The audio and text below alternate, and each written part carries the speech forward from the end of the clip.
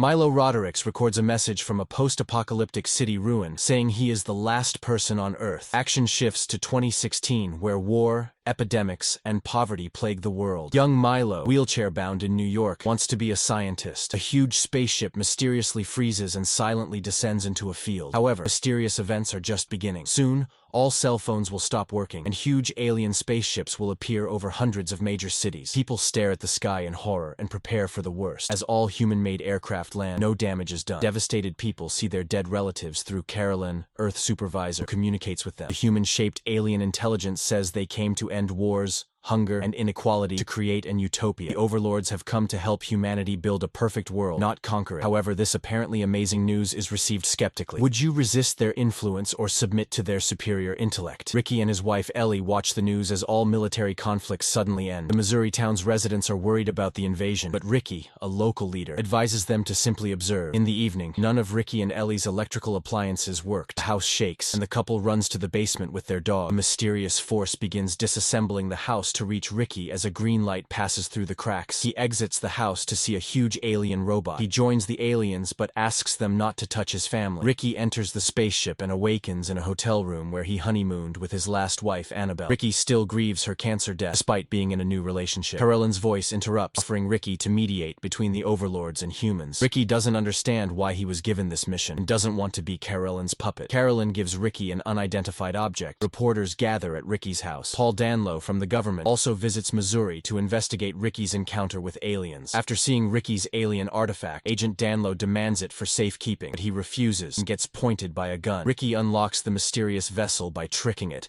and all diseases disappear. After being taken to the White House, Ricky tells reporters about his negotiations with Carolyn and the benefits of working with him. However, many still distrust aliens. Media mogul Hugo Wainwright fights the aliens because he believes they are far smarter than they appear. The Freedom League, secretly formed by Wainwright, increases millions' mistrust of the overlords. After a while, Ricky updates Carolyn on the world and says the Freedom League is growing. People worry that aliens are like them, but Carolyn don't agree. One night, Milo searches for his mother, who likes sniffing snow and is arguing with a dealer. The dealer shoots Milo for defending her. Magically, a beam of light kills the criminal and revives Milo. Amazingly, the boy gets up from his wheelchair and walks again. Later, on a TV show, Wainwright mentions the alien's punishment but not the boy's miraculous healing. The host suggests contacting another alien victim. The overlords destroyed Peretta Jones' faith, so her mother ended it all. She worries that the next generation won't know about God, and the Freedom League uses her story to oppose the overlords. Soon, Wainwright kidnaps Ricky and forces him to join the Freedom League. He refuses, and they prepare to kill him, but Carolyn stops time and lets him escape. It's later revealed that this kidnapping was broadcast worldwide. Carolyn allowed Wainwright's people to kidnap Ricky to discredit the Freedom League, showing they'll do anything. Carolyn says they are not ready to accept Ricky's true form, but Ricky insists he finally shows it to humanity in a meeting. At his own will, Hugo Wainwright died, according to the news. This ended the resistance and began the aliens' enslavement of humanity. 15 years later,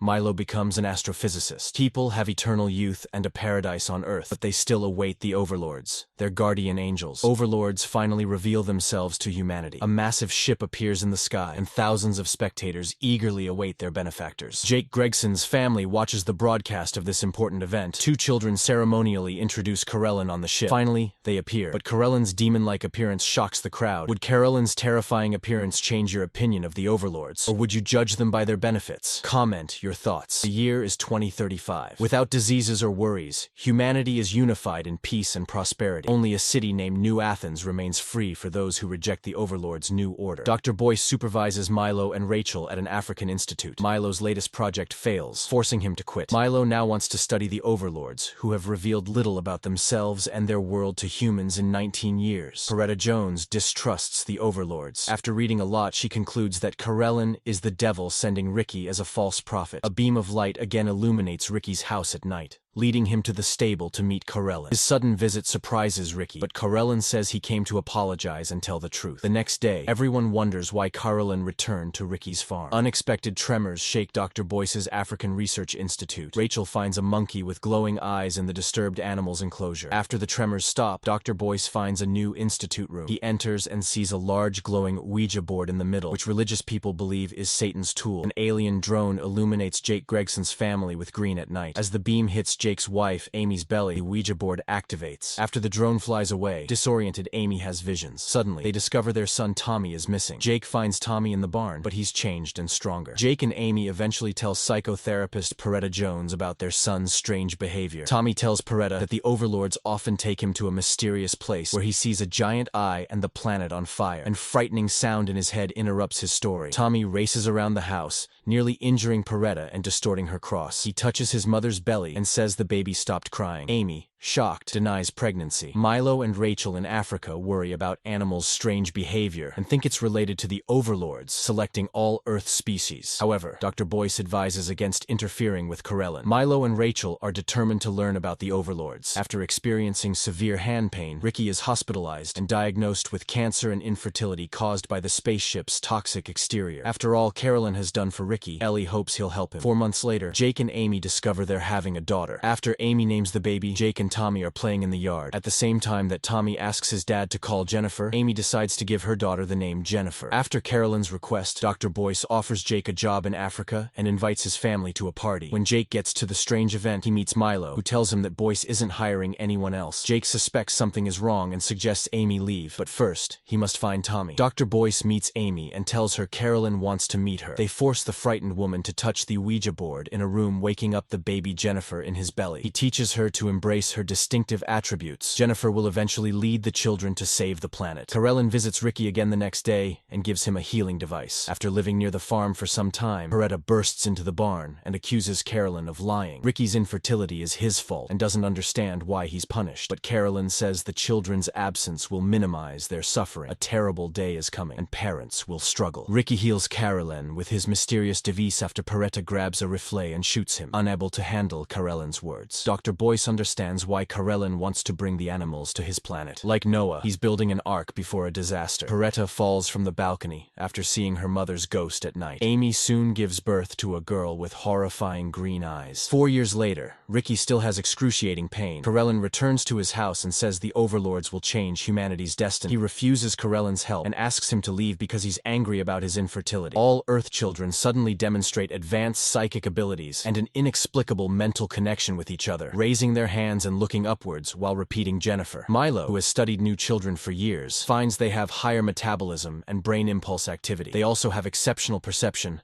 telekinesis, and telepathy. Milo believes everything started with Jennifer, and that she is the key. The Gregson family see dozens of children waiting to meet Jennifer in front of their house. Jake goes to New Athens to weaken the Overlord's influence. Soon, all the children hear the Overmind's call and obey without question. People still live normally in New Athens when the Gregsons arrive. The family meets Mayor Jerry Holcroft, who promises help. Milo soon contacts Jake and explains that his daughter channels a force that affects all children. Interested in asking Jennifer questions, Jennifer terrifies Milo and reflects Earth's explosion in her eyes. Milo realizes Earth is in danger and secretly travels to the Overlord's planet with more zoo animals. Since Milo's journey will take 80 Earth years, Rachel doesn't want to lose him, so she induces Milo into suspended animation and sends him to the Overlord's planet. Milo gives Rachel a love pendant before bed. Ricky fights his illness, but severe vessel inflammation worsens his condition. Ricky faints and wakes up in the honeymoon suite, reliving his best moments with Annabelle. Karelin enters and offers Ricky eternal life with his beloved. Ricky bitterly realizes it's all fake and wants to destroy the room. After that, he returns home sad and Dees in Ellie's arms. The Gregson family watches an old comedy at the cinema. Jennifer interrupts the performance and says it's time. Karelin addresses humanity one last time on screen. He declares the end of humanity's golden age. Children no longer belong to adults. They will shed their humanity and start over. No new children will be born on Earth, and adults can live freely. Once more, the kids raise their hands and look up, and Jennifer starts levitate. Panicked parents try to stop her, but they can't. Other children from around the world will soon follow Jennifer. Amy and Jake beg Tommy not to leave them, and all of a sudden he descends to the ground, but only for a short time. Tommy says Jennifer let him say goodbye to his parents, but now he must join the other kids. Jerry Holcroft decides to bomb New Athens with a nuclear bomb, because humanity cannot survive without children. Although Jake tries to talk him into avoiding it, Jerry is decided on doing it. He hopes to see their children again after death. Jake and Amy's last moments together are spent telling each other they love each other before the terrible explosion. Milo reanimates when the Overlord's spaceship approaches a massive burning planet. Milo meets an an overlord who shows him their planet. After learning they've been traveling for 40 years, Milo wants to know what happened to Earth. The overlord claims that the Overmind, the universe's creator, planned everything that happened to Earth. For 100,000 years, the overlords have followed his orders to change worlds. Now it's Earth's turn. Milo wants to see the Overmind and learn everything. In a white space, he sees a strange orange shape that turns out to be the Overmind. The so-called god says only children can evolve into a single consciousness, while humanity dies. Then the orange silhouette becomes multiple Rachel and Milos. When he wakes up, he asks to be given back to her. After 45 years, the ship approaches lifeless Earth again. Karelin offers Milo to see Rachel after they transferred her to the ship. Milo only sees Rachel's corpse. Her body shatters when he takes her pendant. The pendant burns Milo's hand in the love symbol. Milo realizes he's the last human in the universe and begs Karelin to take him home to Earth to end his loneliness. Milo promises to inform the aliens of Earth's final days for science. First scene of story. Milo urges the overlords to remember humanity. He sees Jennifer drawing energy from everywhere, and the ground crumbles beneath him. At the very end, Milo asks that some pieces of human culture be kept. Karelin chooses music from his childhood,